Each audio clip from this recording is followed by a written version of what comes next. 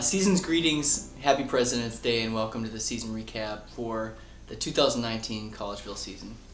I'm Joe. I'm Christopher.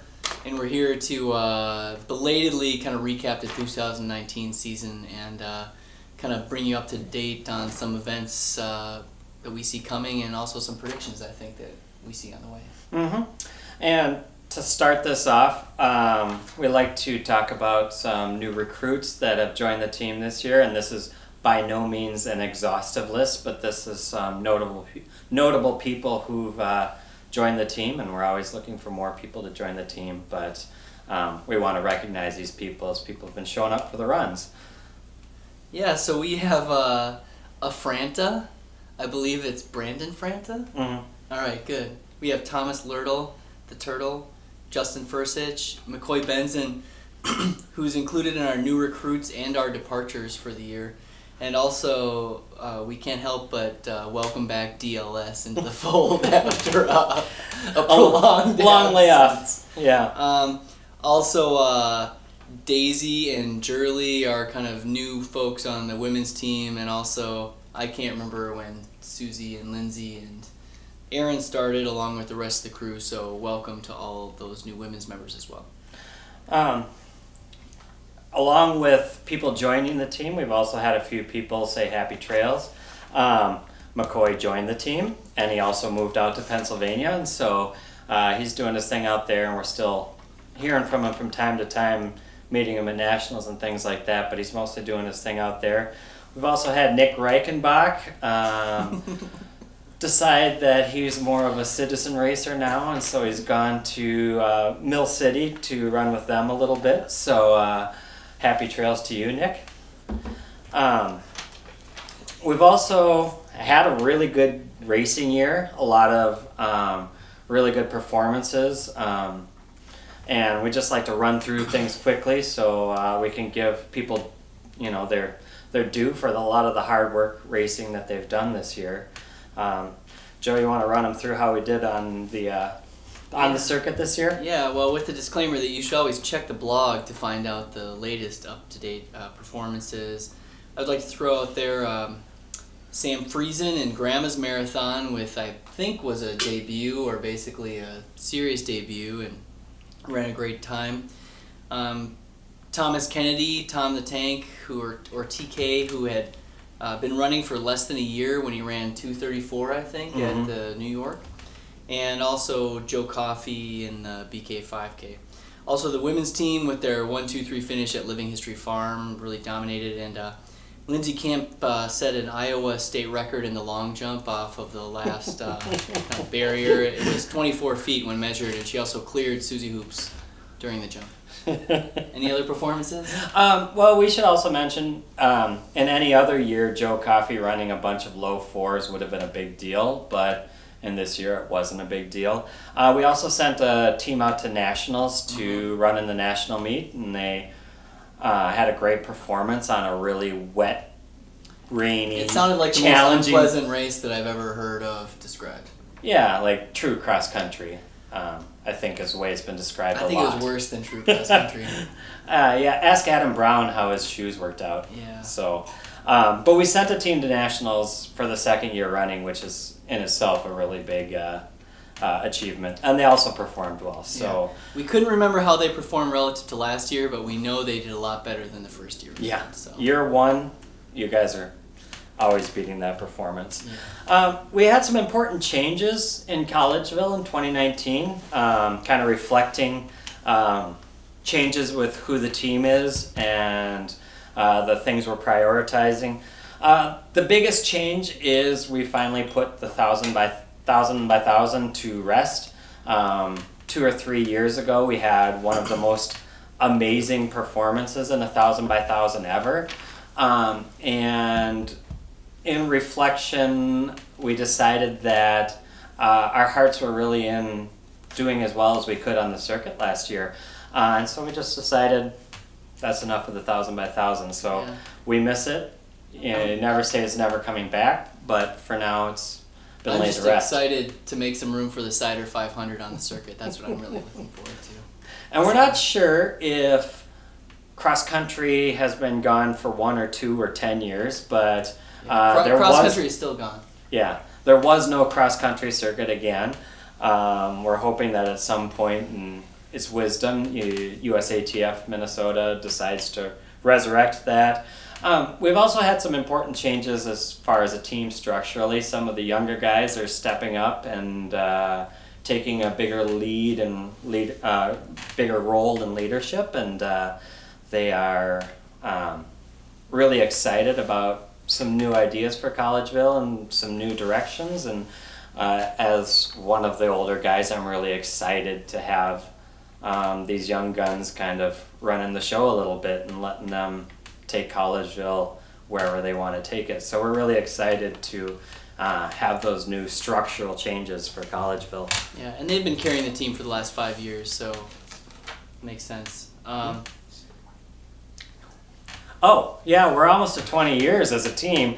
That's also a big thing. I mean, also... This brings up a little bit of a controversy into the difference between the 20th season and the 20th anniversary. But yeah. I think now that it's 2020, we have no choice but to celebrate our 20th anniversary. So yeah, and with that, we're probably going to get on the Masters circuit this year too. So I mean, that'll be an important change.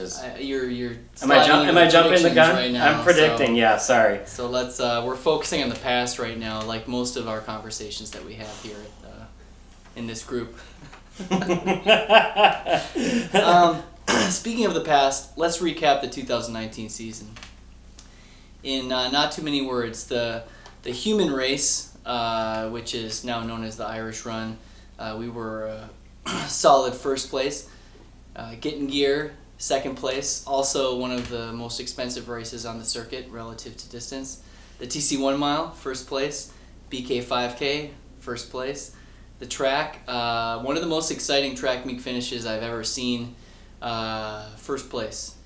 Also, Joe Coffey, I think, came back from Wisconsin and ran an 800 for us, I think, and borrowed a pair of shoes from the Run and Fun team, which was good sportsmanship. Grandma's was third place, and I personally was about 300th place in that race. MDRA, 15K. The final sweaty mess in the Crosby Farm Bottoms was third place for us, and possibly the last hopefully MDRA 15K forever. ever. Another 10K victory was third place. TC 10 mile was a second place, and I'll also throw in there with notable performances Fursich and Sherber with great 10 mile times, and then the cross country season with making us proud with another first place finish. So I believe that we were in second place by 1 point at the end of the season. But we don't like to dwell on that, do we?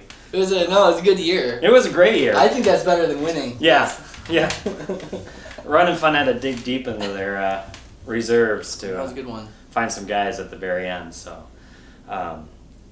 well, looking forward to another great season. We'd like to make some predictions. Often they're brash and way off the mark, but we like to predict a return to form, and we like to predict a dark horse. And Joe, who do you have for a return to form this year? Well, thanks, Chris. Mm-hmm. First, I'd like to give a shout out to Tommy Myers, who predicted us winning the circuit this year and was wrong by only 2 points. So nice job, Tommy. My return to form, it's I feel like it's almost a little bit insulting to say this because he had a pretty great performances this year too, but I think Schneider is going to throw some mean stuff down, and I don't know if it's return to form so much as form we've never seen before. Also, I don't know why I'm thinking about this guy right now, but Joe Papin, I think, is back in the fold, ready to do some placing for Collegeville. Maybe taking that 5th spot in a couple of those races. Masters. Do we need 5? Taking that 3rd spot in a couple of those races. And so those are my return to form candidates, Schneider and Joe Papin. I've got a different return to form candidate, and he's a little bit of an unknown guy on the team because he doesn't show up to very many races or very many runs. But he ran with us at the cross country championships last year, and I'm like, who's this old guy who's way up there ahead of me, and I've never seen him before. And they're like, "Oh, that's Lance." Lance Volker is an older guy who's been running with us as a master for the past few years, and I just happened to follow him on Strava, and the guy is crushing some really big runs, and he's I think pretty excited about us having a masters team. And so he didn't really have a form with us before, but I think he's going to be really instrumental in us creating a masters team in this upcoming year. And so I'm going to give my prediction for a return to form for Lance Volker. Wow. That doesn't really count. It doesn't count if he's never had a form before. Yeah, I know. They should know him. That's good though. Yeah, they should just say they should get that name in their ears. So why don't you transition to your dark horse pick? So my dark horse for this year is, I don't feel like it's a real shot in the dark because he's been really fast in the past, but my dark horse for this year is Keegan because he's got the little bit of competitive nature things going on with Adam, and he's been a really fast runner in the past, but he's also got the marathon coming up, and so I think that's going to really lead him to some great performances for Collegeville here in the spring upcoming, and hopefully that kind of transitions to a good all-around year for Keegan. Yeah, well, that's a good pick. My dark horse is Justin Fursich.